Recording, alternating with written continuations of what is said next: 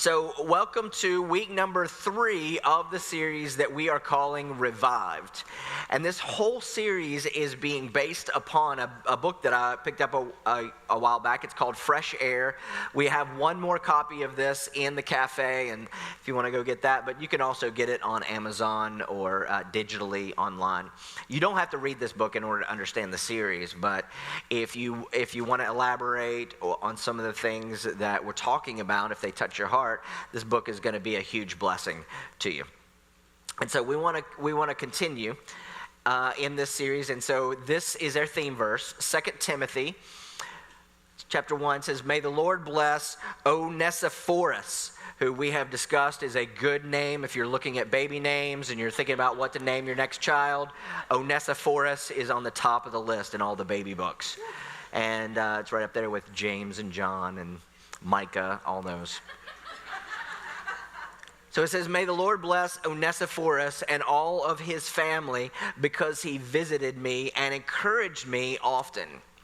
And his visits revived me." And so that word revived literally means in the Greek, he helped me recover my breath.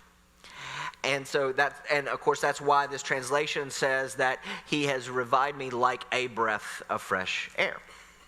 And so we've talked about the doldrums and that it's an actual place. It's not just a state that you get in that's kind of a depressed state or a place where you feel stuck in your life, but it's an actual place along the equator where the winds of the north as well as the winds of the south part of the planet cancel each other out right around the equator, and there's no wind. There's no breath. And before there were engines and motors, if you got there, there was no wind for your sails, and you would die there. You couldn't get out. And so we talked about that sometimes we, in certain areas of our lives, we can get in the doldrums. We can feel stuck. And so we've been talking about how to be revived on the inside and how to get a breath of fresh air to be able to get out of the doldrums.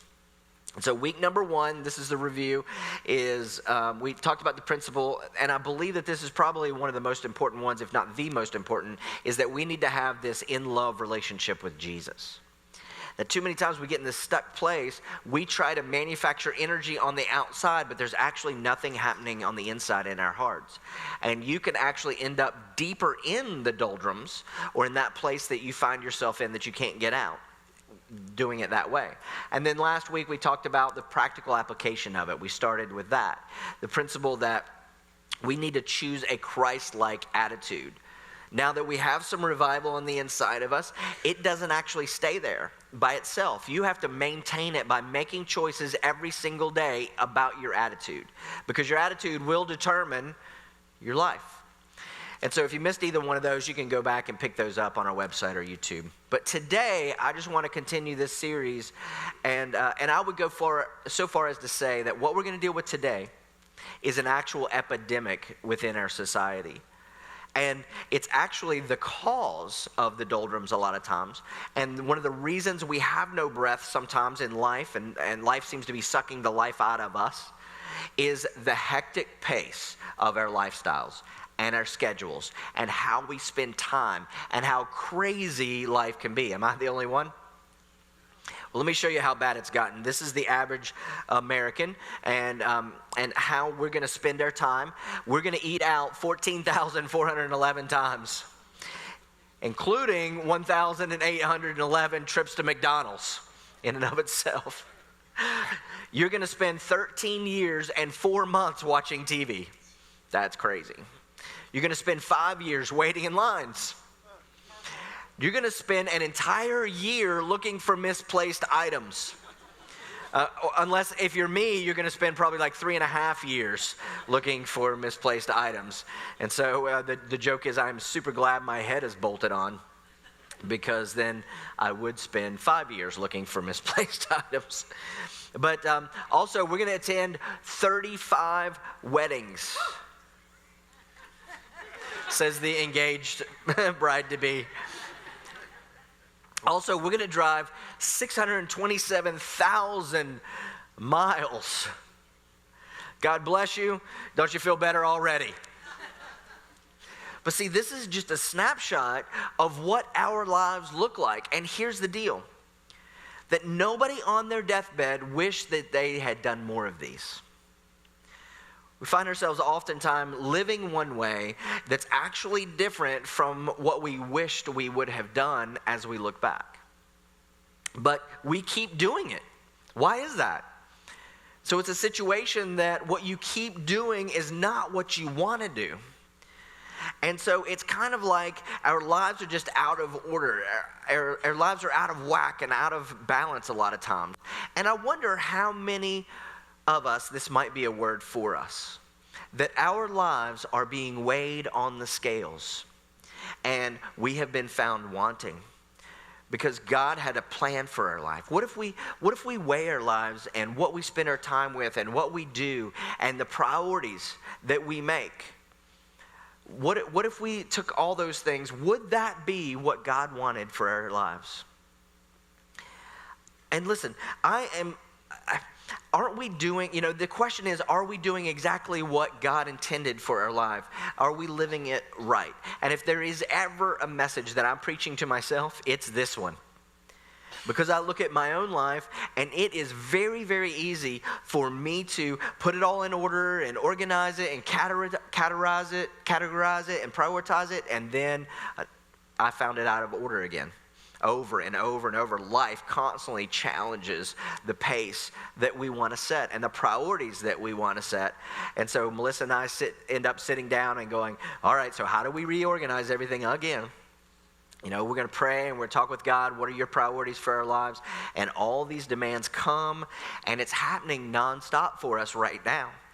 And so we're trying to discern between all the opportunities that are in front of us, and and realizing that we have a family and a son and a calling to pastor this church, and so it's really easy for all of our lives to get out of balance and out of whack. And when that happens, see, bad things tend to happen.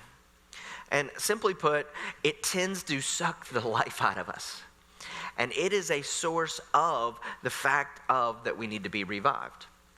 I heard somebody say, if you're burning the candle at both ends, you're not as bright as you think you are. But that's what we attempt to do. We have this dilemma going on, and today I just pray that the Word of God speaks to every single one of us in a very powerful way. And so I want to give you 5 different things that you can look for, and I'll bet you that you're going to recognize some of these things in your own life as our lives just kind of get out of order and we get exhausted. And so here's the first one, and that is that the risk of sinful choices increases. See, when I'm tired, my resistance level lowers. I can't discern as well between right from wrong when I am depleted and exhausted. And what we tend to do is be unstable in these times. So when we're tired, see, that's when the enemy loves to set a trap for you. I was just recently in Colorado where I was visiting a friend, and we went to a Rockies game and all that. It was fun. But in Colorado, it's very dry. They don't get the massive rains like we do here in North Carolina. And sometimes it just rains, it drizzles a little bit, sprinkles here and there. But there is this one type of rain that they can't handle at all.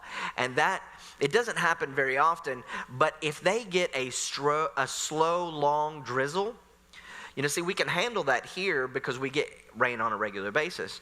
But what they have is they have so many hills, and everything's a mountain or a hill. And when it rains slow and consistently, it becomes, quote, saturated. And then the ground destabilizes. And they have these massive slides, these big mudslides, and it shuts down roads and disrupts everything when that happens. And so with us, sometimes when we become saturated, we become destabilized. And some of us have become saturated.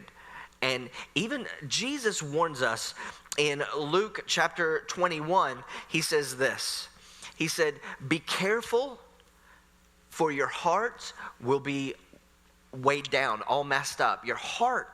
See, it's not just the amount of activity in your life, but it's what that activity is doing to your heart. Is it giving you life, or is it taking it away? See, your hearts can get weighed down with, the key word here is dissipation, or that slow evaporation of things out of your heart. Little by little, it's just sucking the life out of you. And so then it goes on to talk about drunkenness and the anxieties of life. See, some of you are more tired today than when you left the office on Friday. You're still there, you're still tired. You're not even looking forward to the next week and what comes forward.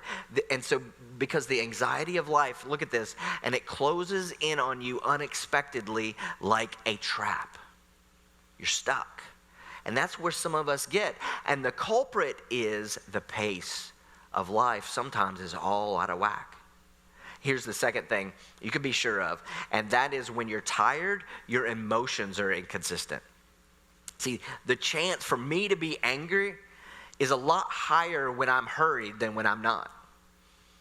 It's true for a lot of us whenever we're rushed and we're hurried. I mean, try it out on the highway. I've seen you guys on 540, and so you're late and you're mean. And you're one of those mean drivers. And so, you start greeting people, you know what I'm saying? Because the culprit can be this hurried lifestyle. Look at Job chapter 9. It says, my days go by fast. It says faster than a runner. And they fly away. And here's the result, is that it's without me seeing any joy. Let me say it this way. Many times when you're running at a fast pace out of just hurriedness and frantic, you have less joy. Slower pace or intentional, and that's a key word, more joy. Put it to the test. It's true. You're wondering, why am I acting this way? I'm not like that. Why did I say that? Where did all this anger come from? Well, this could be the culprit. The third symptom is going to happen also if you have a hurried lifestyle, and that is that you're actually less productive. Now, let me say this. I am all about the hustle. And anybody that knows me and my staff, they all know I'm all about the hustle. Let's get things done. Let's get it as fast and as efficient and as effective as we possibly can. But see, hustle is not just this frantic sense of flurry and hurry. Hustle is simply this. It's that you are going to push through, you're going to think through things, you're going to work smart, and you're going to work hard, and you're going to push through to actually finish things. But that doesn't mean that you have to be constantly frantic all the time. So a lot of times we think that by running faster and doing more, we accomplish more. And a lot of times that's not true. So you accomplish more when what you're doing is done with a sharp edge. Now, you could be going faster because you have a sharp edge, mental agility, you slept well, you're well rested, you're planned ahead. But if I go to try to cut trees down with a dull axe, I'm going to work twice as hard as the guy who has taken time to sharpen his axe and goes over and with one whack takes it all down. Why? A lot of times we never stop to rest to sharpen the saw. We buy into this concept that just one more hour, one more email, one more phone call is gonna produce more. And I'm telling you that you can do less with more and more with less if you think about it correctly and you're strategic about it. Proverbs chapter 21 says this. It says, careful planning puts you ahead in the long run, but hurry and scurry puts you further behind. Proverbs 19 says it this way, a person in a hurry makes mistakes. I am less productive if I am in a hurry, if I'm frantic. So let's look at the fourth one. The fourth one is this. When I'm in a hurry, I end up empty inside.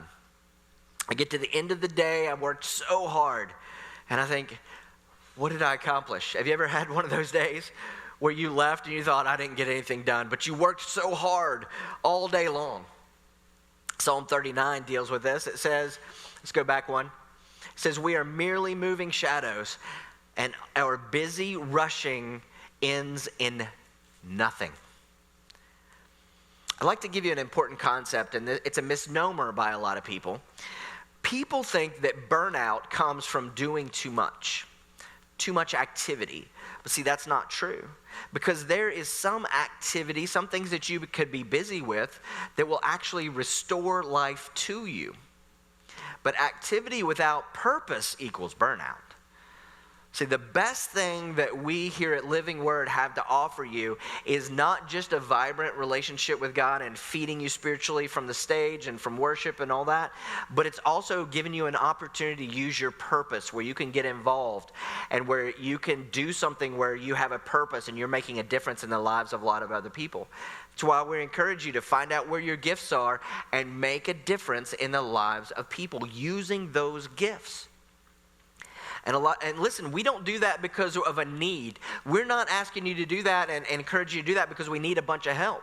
It's not like we're not going to be able to pull off Sunday morning without you. That's not it. That's not it.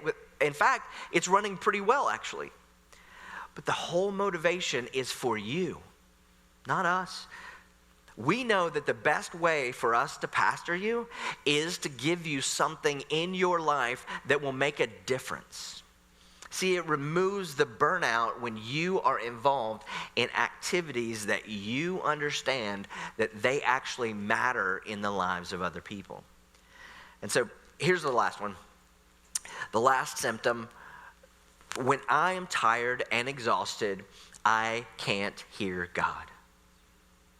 And let me say something to you that some of you maybe haven't thought about, you haven't realized, is that God is speaking to you all the time. It's like, I wish God would just speak to me about this or that. Listen, God is speaking to you. He's always speaking to us. The issue is that we have thousands of other voices going on. And sometimes we don't slow down long enough to actually hear what he's trying to speak to us. And if we don't learn the principle of beautiful psalm, let's look at this psalm. Psalm 46 says simply, be still and know I'm God. And I'm telling you that this is a word for a lot of us here today, is that our lives are so frantic and so chaotic and so full in so many different directions. We're going so fast. It's not that God's not speaking to us. And some of us even were looking for provision in our lives. And it's not that God's not providing. He is providing opportunities for us all the time. But we are moving so fast that we haven't slowed down enough to hear his voice, to be able to hear him. If you find yourself stressed, let's look at that. Let's look at this word, stressed. There it is, stressed.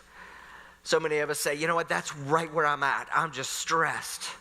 But if you reverse that word, you get desserts. That's right. So go eat a Krispy Kreme donut. God bless you. We'll see you next Sunday. End of message. No. It's funny. I like that.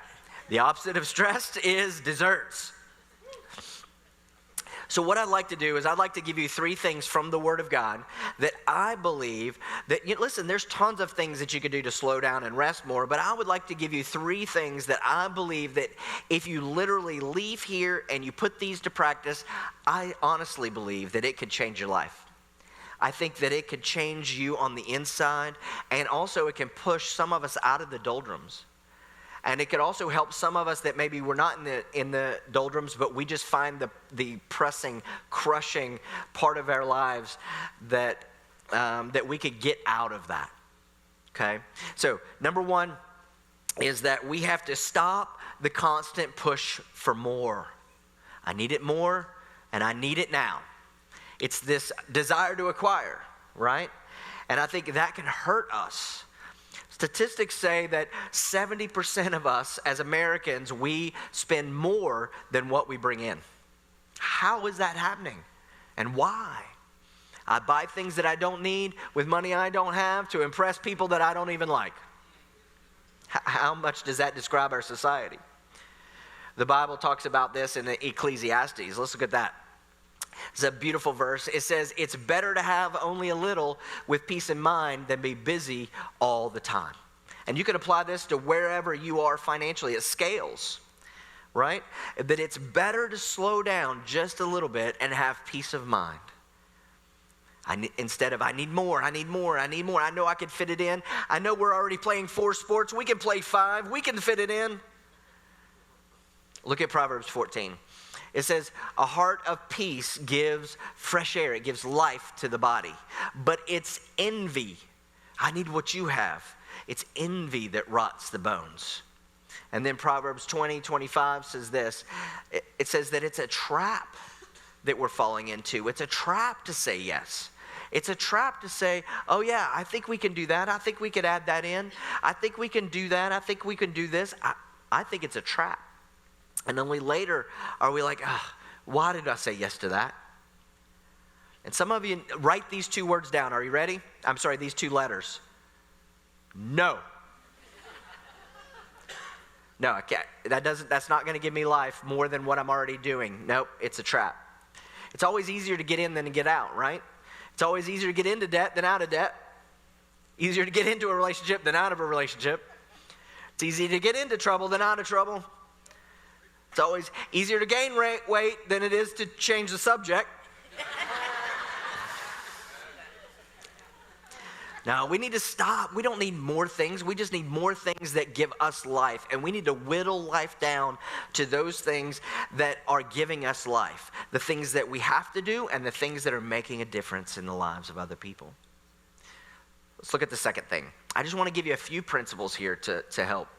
The second thing is that we've got to keep the Sabbath day holy. Let me just say it like this. This is one of the top 10 commandments, or this is one of the 10 commandments. But the 10 commandments, we kind of misunderstand. It wasn't like God gives us commandments, well, let me give us as many things we can to make them miserable. All the can't do's. It's not that. All of them were for you and I. See, God gave them to us, for us. Not one of the single 10 commandments is for God. They're all for us. And this is one of them. And it's not a Sabbath just because you go to church. That's not a Sabbath. It's a Sabbath day. It's the whole day. It is a holy day. It is set apart. It's one day set apart that you could live your life differently. Let's look at in Exodus 20. It talks about it. It says that you have 6 days in which to do your work. And this is my recommendation.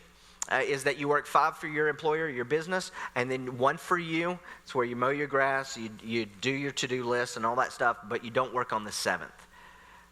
Do your work on 6 days, but on the 7th day, listen, it doesn't have to be Saturday or Sunday. It doesn't have to be a particular day. Mine is usually Saturday, and it's like Sunday is not a Sabbath for me, right? We work really hard on Sundays, but the 7th day is that 7th day dedicated to me. And the question is, do you have a day dedicated to you? And it's not just, let me tell you what it looks like. It's not just chilling and going to church and acting holy the rest of the day. Sabbath means cease. It means stop. No emails, no phone calls. If your Sabbath is on Sunday, this is what it probably should look like. Come to church, enjoy the day, breathe deep, go home, have the biggest meal that you can have, and then grab your, go take a walk and grab your spouse's hand and ask, what's your name again? And, just stop and slow down and get to know your family and visit and share, rest, take a nap, have a moment of reflection, look at your week. Did you spend it right? What is your week coming up going to look like? Whenever I have a Sabbath on Saturdays, most of the time, I go through and I think about my life. How am I doing? How am I doing as a husband? How am I doing as a father? How am I doing as a pastor and as a minister, as a child of God? How is my relationship with Him? And I put all that before the Lord. You might say, I got bills. I don't have time to do all that. But here's what I'm going to tell you is that you're going to be more productive if you slow down and you honor one of the 10 commandments and have a Sabbath. Is it true? All right. So here's the last one, is that we need to get close to God. One of the things I love about Jesus, He's not just my Savior, my Lord. He's not just my brand of religion, but He's an actual person. And the Bible calls Jesus the chief shepherd. See, I'm just an under shepherd. I'm doing my best, but He is your ultimate shepherd, the shepherd of your soul. Let's look at Psalm 23. It says, the Lord is my, and if He's my shepherd, I don't have any needs. He takes care of me. But when I get close to Him, He makes me lie down. So if you got close to God, if you spent time with him, there's a good chance, if you ask God, what would you speak to me? What would you tell me? I think there's a good chance the first thing that he would say is like, chill. Just rest. Lay down in green pastures. That he leads me beside quiet waters. Why? Because he wants to restore our soul.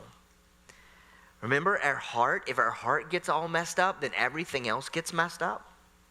And if you give him a chance, slow down. Get in front of him.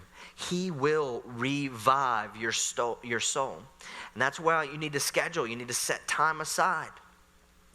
Sometimes my prayer time is nothing more than just being aware of his presence. It's not talking. It's not praying. It's not listening to worship music. It's just being quiet in his presence. And just being aware that he's right there inside of me and with me. What would our lives be like if we learned this? That we could be our best whenever we're attempting to be productive and we are working and we're doing things and we've got things to accomplish, whether it be for financial gain or kingdom gain, whatever it is. That we could be our best at home. That we could be the best person, the best mom, dad, family member that we could possibly be. It would be incredible. I want to show you in Matthew chapter 11, this is a really cool verse. Jesus says this. He says, if you'll come to me, if you'll get close to me, if you're weary or burdened, which defines a lot of us here today. He said, here's what I'm going to do. I'm going to give you rest. But the problem is that he says, you need to take my yoke. Now, let me talk to you for a minute about a yoke. A yoke was simply a piece of wood that they used to connect two oxen together to plow the same path. And a lot of us, our problem is the way that we're living our life is that our yoke is totally our yoke. It's not attached to him. And we need to take our yoke off and put on his because the way that we're spending our time is out of order. And he says, take my yoke. Do it this way. And it includes all the principles that we're talking about today. And he says, and learn from me.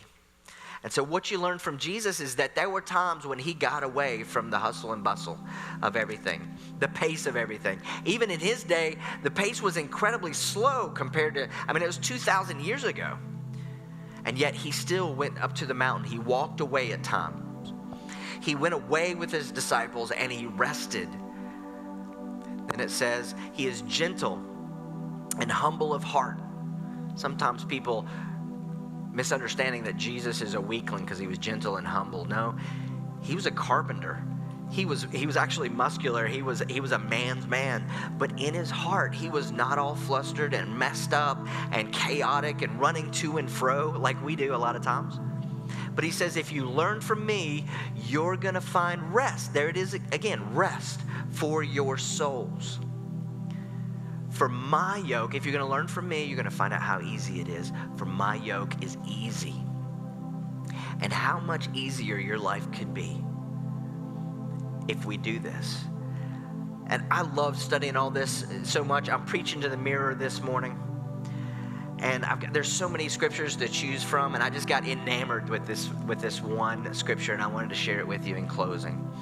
And check out this, Isaiah, I love this, Isaiah 63 and verse 14. They were given rest by the Spirit of God.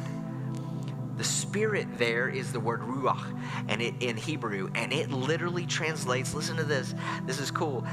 Spirit is an English word. We're going to talk more about that next week, but the word Spirit there means fresh air. It's that blast of breath, the revival on the inside of you. And it says that we were given rest by the breath of the Lord. And I love the rest of this. This is how he guided his people. See, this is how he wants to guide us, is the freshness and the revival that's on the inside. Can you imagine? He wants to do that. And what's funny is he wants to do it for some selfish reasons on his part. Look at this. Because he wants to make for himself a glorious name. See, he wishes that all of us would want him because how he treats his people. He wants his name to be great.